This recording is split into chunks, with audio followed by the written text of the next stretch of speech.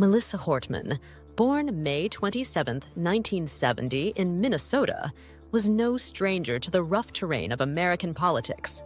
A lawyer by training and a public servant by heart, she served in the Minnesota House of Representatives for nearly 2 decades and rose to become Speaker from 2019 to 2023.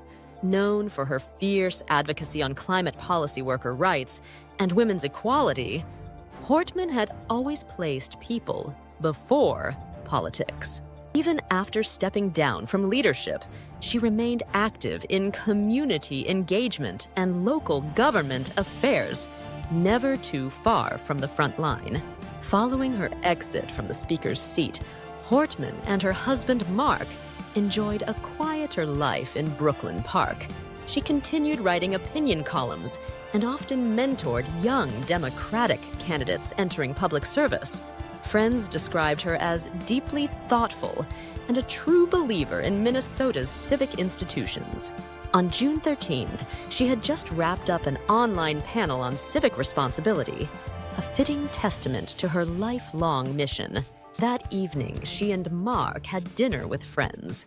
She reportedly said she felt that things were becoming too dark politically and worried about rising hostility toward lawmakers. But no one could have predicted what was to come. Unbeknownst to her, a man named Vance Luther Bolter, already on the radar of some law enforcement circles, was plotting an unthinkable act. Just after 3 a.m. on June 14th, Bolter, dressed in a fake police uniform and driving a car rigged with flashing lights, approached the Hortman residence. Police believe he posed as an officer conducting a welfare check.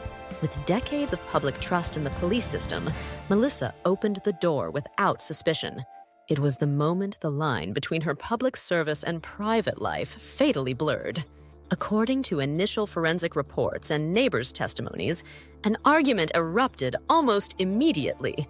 Bolter accused her of destroying America. Mark intervened, trying to defuse the situation. 2 gunshots rang out, then silence. It was swift and cold-blooded. By the time authorities arrived, both Melissa and Mark were already gone. The suspect had vanished into the pre-dawn shadows, triggering one of the largest manhunts in recent Minnesota history. Only an hour later, another attack shook the state, this time at the home of State Senator John Hoffman. He and his wife were shot, but miraculously survived. The connection between the 2 crimes became clear. The attacker had mapped out political figures, targeting those he believed were complicit in tyranny, as revealed in a chilling manifesto found in his abandoned vehicle. He had named his mission No Kings. News of Hortman's murder sent shockwaves through the political spectrum. Flags flew at half-staff. Governor Tim Walz, visibly shaken, declared it an act of domestic terrorism and vowed justice. Vigils began forming at the Minnesota Capitol and outside the Hortman home. Candles, flowers, and handwritten notes flooded the gate. "You never stopped fighting for us, and we won't stop either." Bolter, 57, was already known for attending anti-government rallies and circulating anti-democratic pamphlets. His writings reveal a mind consumed by conspiracy theories and hate. The FBI's profiling indicates he likely planned more attacks. Authorities are offering a $50,000 reward for information leading to his arrest. As of this writing, he remains at large. Melissa's tragic end has cast a long shadow, but her legacy shines brighter.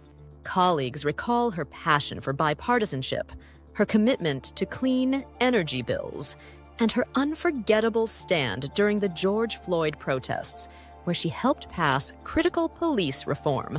In her memory, lawmakers have proposed Hortman's Law, a bipartisan bill to expand safety protocols for public officials and their families. In her final hours, Melissa Hortman stood unarmed and unguarded, just a woman in her own home who had spent her life trying to make the world safer and fairer. Her death is not just a political loss, it is a national alarm. But from her tragedy rises a powerful call to protect those who serve and to confront hate before it claims more heroes. Melissa did not fall in vain.